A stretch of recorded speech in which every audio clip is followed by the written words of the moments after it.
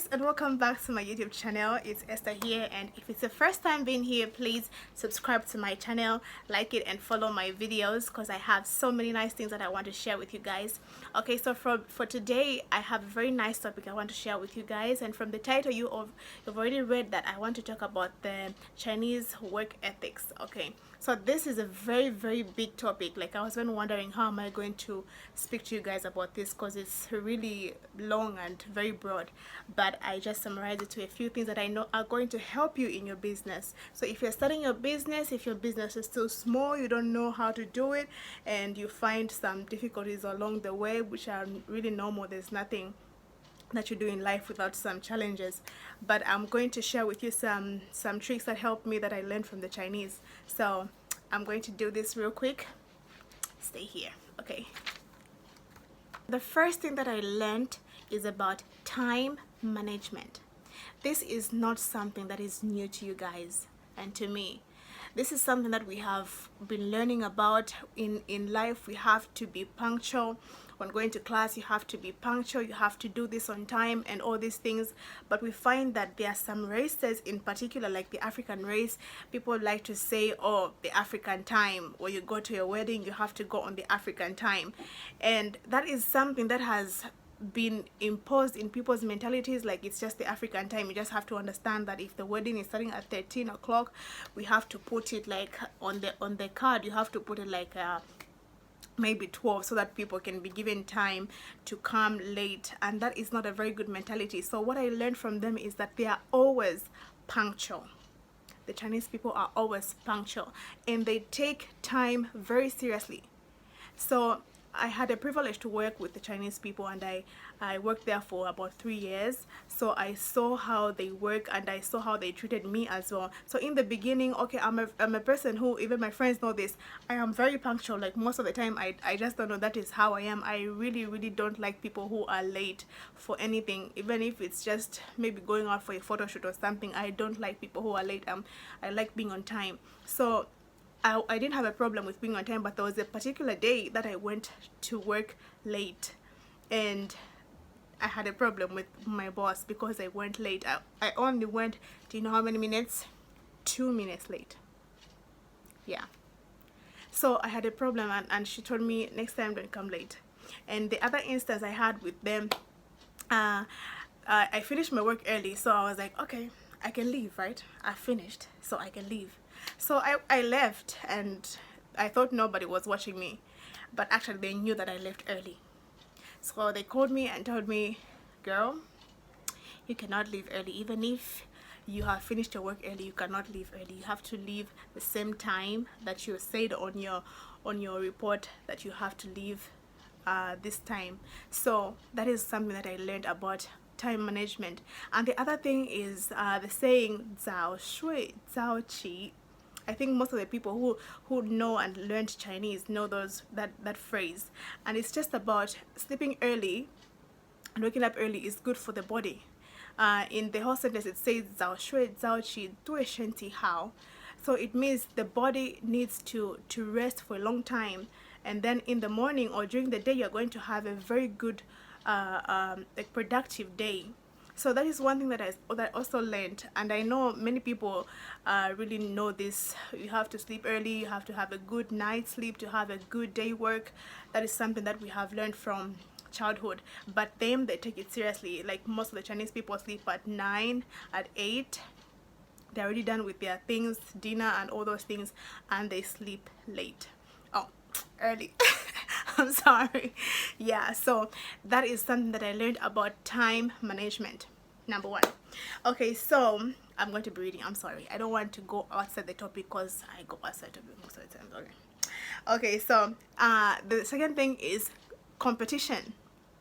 Alright, I know competition is something that we take as, I don't like competition. I don't like to be in a work that is so competitive. I just want to be alone and all those things. Okay, I understand you. Maybe some businesses are too competitive, so you feel like maybe you will not have customers and all those things, but they take competition as something, like as fuel. I can say as fuel, as something that gives them energy to do the things that they really want to do. So you can find that maybe in a street there are so many shops that are selling the same things. People who've gone to Guangzhou, to places of shopping and all those things, can testify this with me. They can sell the same things in the same road, like all of them, but you will not find them complaining. Why? Because they use competition as their fuel in business. So do not be scared to do something because you feel like it's going to be competitive. If something is really liked by a lot of people, you will find a lot of people doing it. You understand? So do not feel like competition is a bad thing, but use it to your advantage. Use it as your fuel. Use it as something that is giving you more energy to do the things that you want to do. So in your business, have a little competition. It can be amongst the workers in your business. For example, you can do like you can give some prizes to the people who are really working hard in your business, or maybe you can try to reward them in one way or another. I don't know, but it is something that they take as a positive thing to make the people work harder. Like competition for them is not something that is so bad and what, but it's just fuel that gives you that energy to do what you want to do. Do you get me? Okay. All right. And then the other thing is, laziness is a crime. Okay, not really a crime like you go to jail, no, but laziness is something that is like a crime. So I found this author, an American scientist, who, Mark Twain, he said a lazy Chinese is non-existent. So we find that many Chinese people are not lazy, like they die working. Like there are so many streets which are swept by old people. So laziness is not something that we have to even entertain in our work ethic. Every day should be a productive day. Every day should be a day of goals, and not just aiming at finishing the goals, but aiming at overdoing the goals that you... Do you understand my point? I don't know if you get me, but okay, I'm going to try this one more time. Like every day should be so productive that you will overdo everything that you were expected to do in that day. You know, sometimes in my business before, I used to feel like maybe today we don't have much to do because yesterday we did much. But no, that is not supposed to be the spirit. Every single day should be a productive day. Every day should be something that is going to make your business go a little bit more further.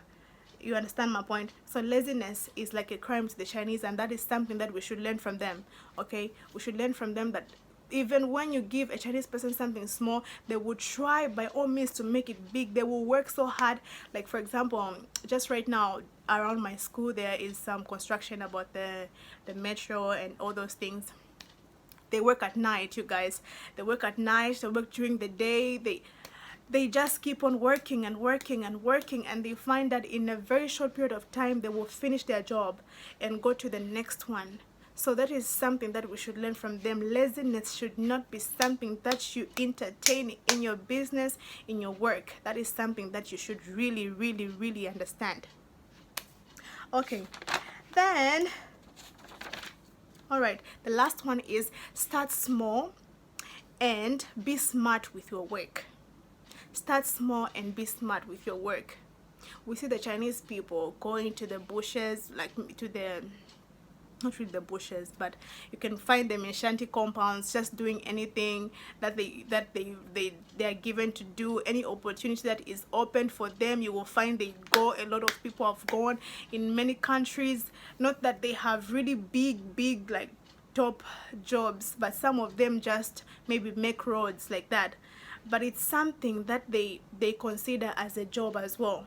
So you can start small. You know, I was talking to my friend the other day, and she was telling me a story about this guy who he did something. I think he was doing mechanical engineering, but because of the situation, he didn't have money. He went and became a police officer for a certain period of time, and later he sponsored himself and went back and did better. Like, you understand my point? You don't really have to just focus on what you have done. Like, my degree is medicine, so I will just focus on medicine. I have to find a job. Even if it takes me 10 years, I will just do medicine. I can't do anything else. You know, you can do so much outside your degree. Don't just focus on what you have done in class, because most of the things that we need in life are not taught in class. That is one thing that you should understand. Most of the things that we need, like most of the tools of life and success and prosperity from the inside out, are not taught in class. You have them inside you. God placed them inside you. I'm not going to go and preach, but that's just the truth. Okay, so you have to understand that that degree you are given is by the school, but there is something in you from God, not by the school. You understand? And something that is greater in you than what is given to you as a degree. So you find something that you can do and make it grow. There are so many people, I can mention them, so many people who did something outside their courses and they did miraculous things, like great things. Okay, so start small and be smart at your work. Do not work at something that you're not good at. Do not just find something because you're broke or something and you just start doing it because you just want to do it, and then maybe you are not so good at it. You end up being fired or maybe being caught. I don't know. Be smart at your work. Study about it. Learn about your business. Research. Do not be lazy on that area as well. Research about it. Why is it that many people are doing this? Why is it that not many people are doing this? Why is it that it's having the minority of the young people doing it? So all these things are what I learned from the Chinese people. And to tell you the truth, the Chinese people are so hardworking. Like, hard work is just something that they are born with. Like, they are so hardworking, they are so competitive from a young age. You'll find kids are doing the same things, but they are so competitive. And I have learned from them to say, you know, sometimes we don't have to point fingers and say, oh, the Chinese people are so bad, they're coming in our country and getting our jobs, blah blah blah.